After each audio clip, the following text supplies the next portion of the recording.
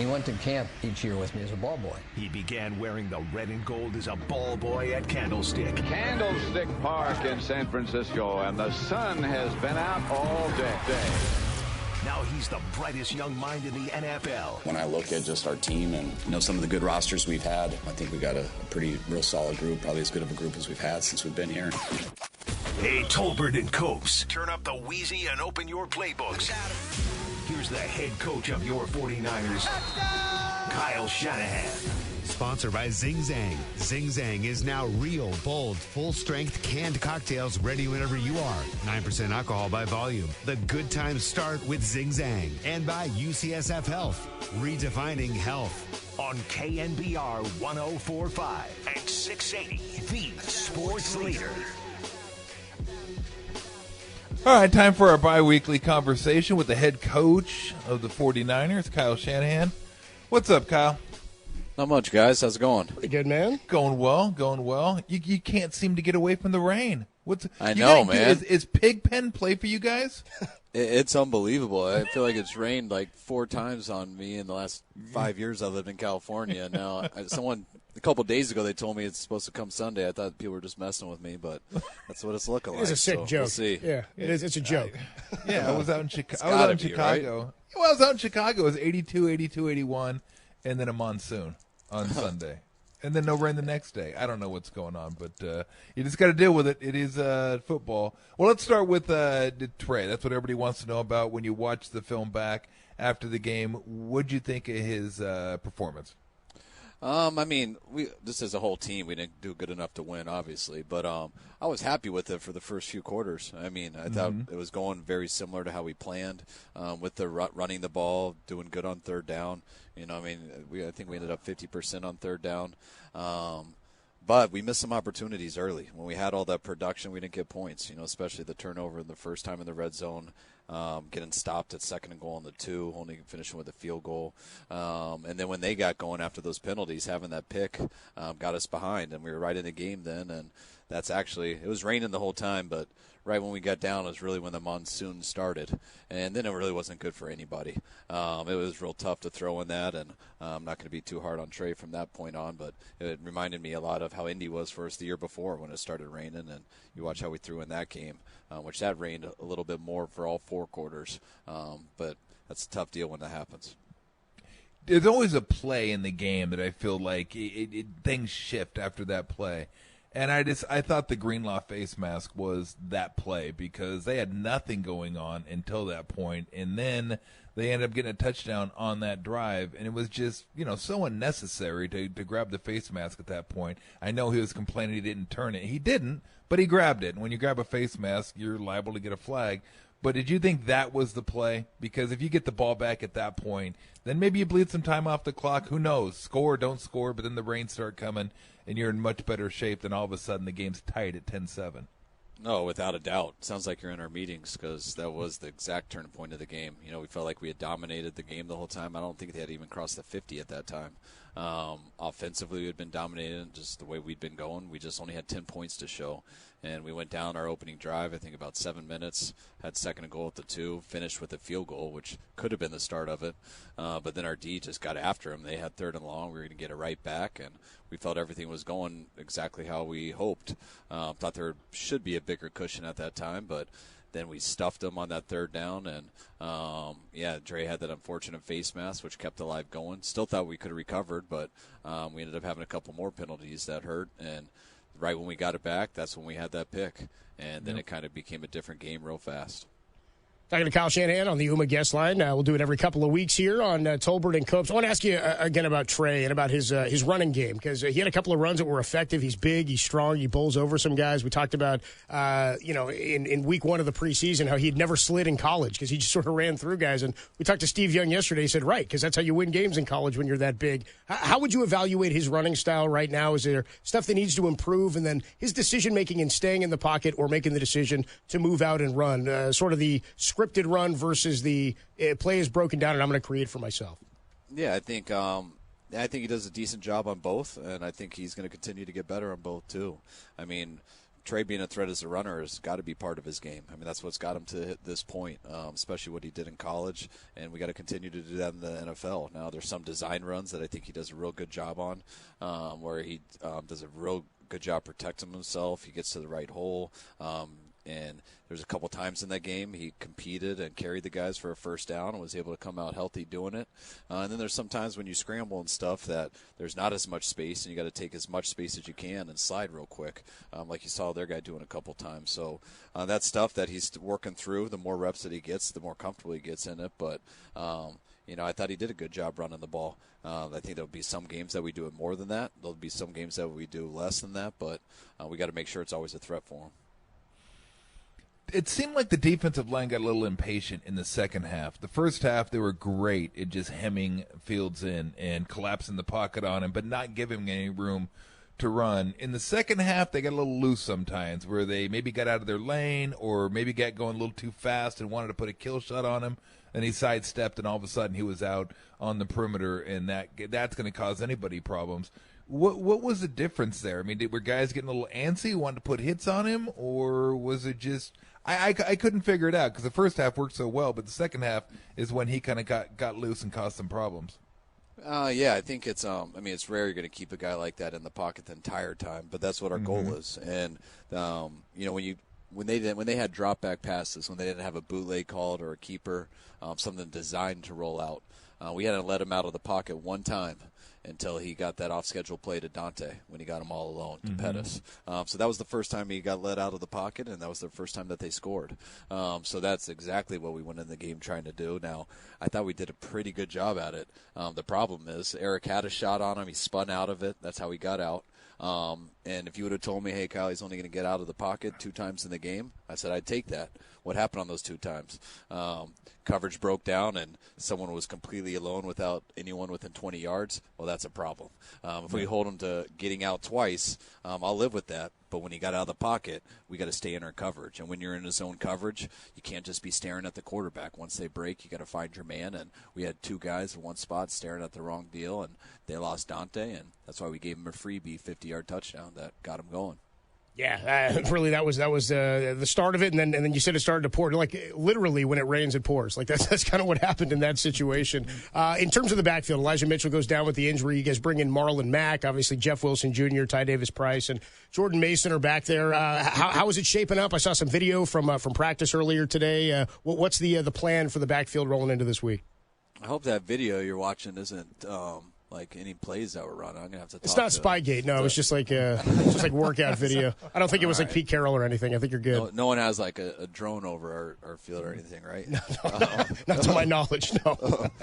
No, our guys are working. I mean, it was tough losing Elijah. I mean, everyone knows how good he did last year for us, and man, he's even better this year. I think you guys could see that a little bit in that first half and how he was running. He looked so good all week, and it was just so unfortunate to lose him. I feel like we're lucky that it wasn't for the year. I mean, it could have been a lot worse if you guys saw the hit.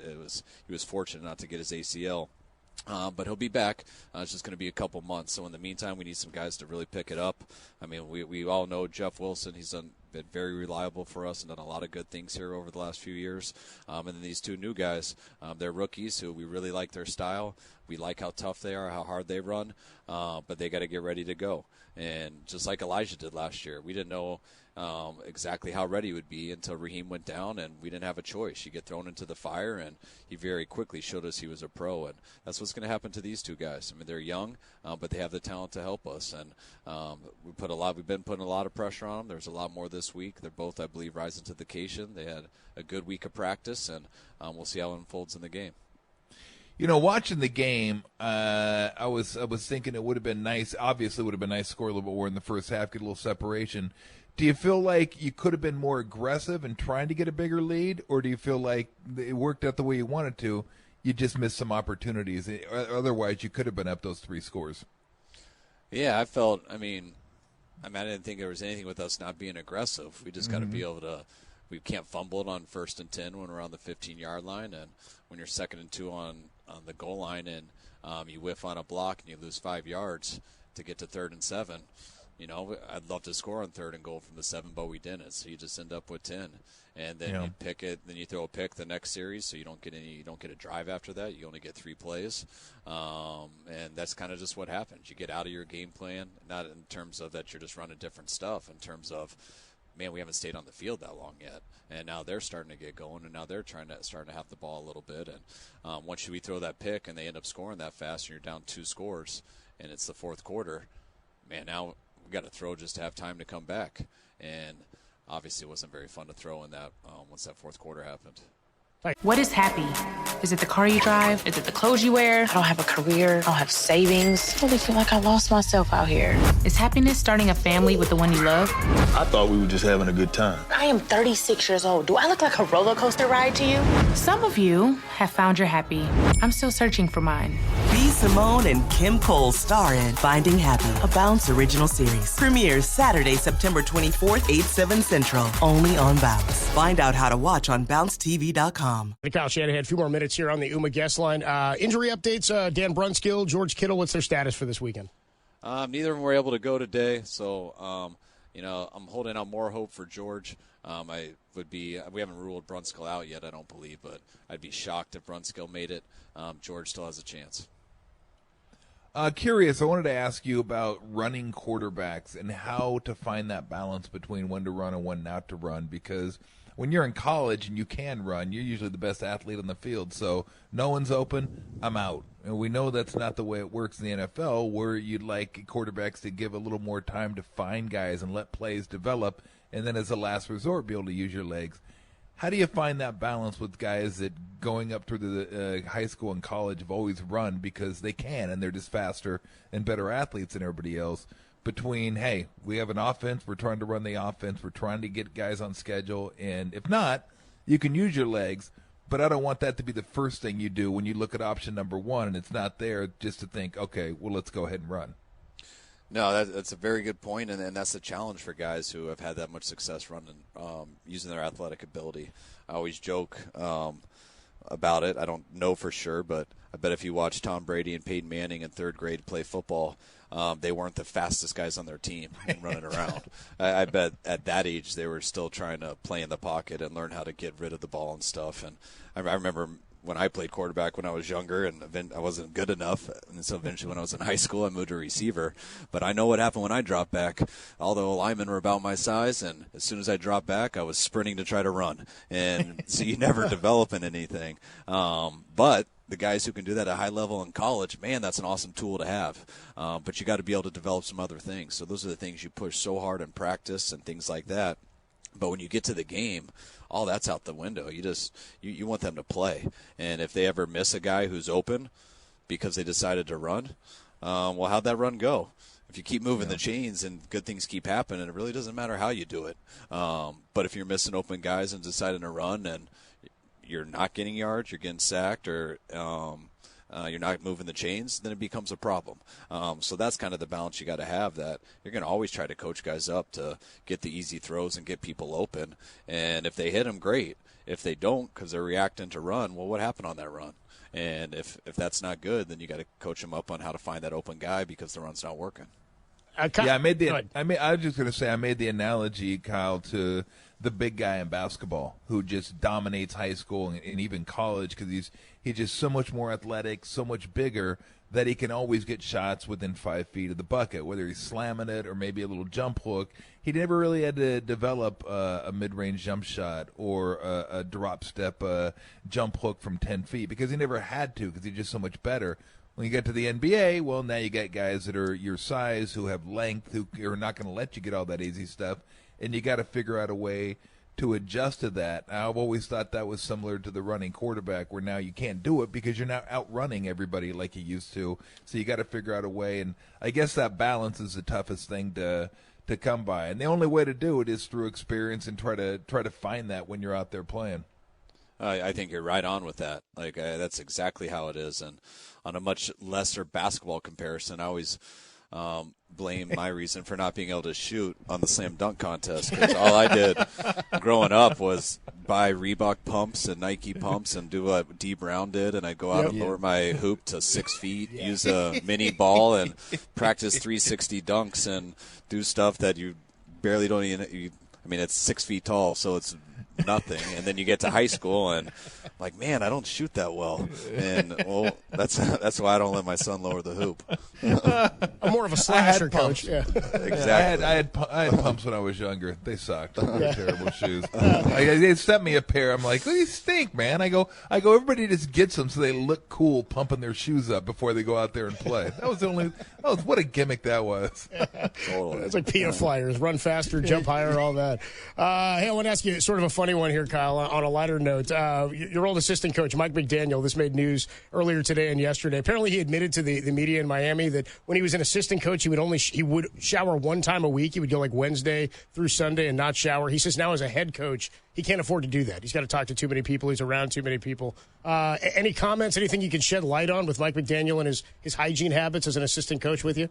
God, that's almost a setup because I would love to just go off on this like we were hanging out, but he's definitely not lying. That's accurate. So it's funny that stuff happens, though. I mean, I'm not saying necessarily the showering stuff, but when you're a coordinator or you're just and you don't have a position and stuff, I mean, you're just sitting in your room all so consumed with certain things, and it does change when that's how you've done it for a while. Now all of a sudden you got to go talk in front of the team. You got to go to a press conference. You got to go speak to the owner. And it's a little different if the head coach is walking around looking homeless every single day, like he's hasn't showered. So not trying to offend anybody on that, but it's something that you do got to think of, which I'm sure he just started thinking about it once the season started. He does look slick now. He is combing his hair to the side. He's got the head coach look now for sure. You're right.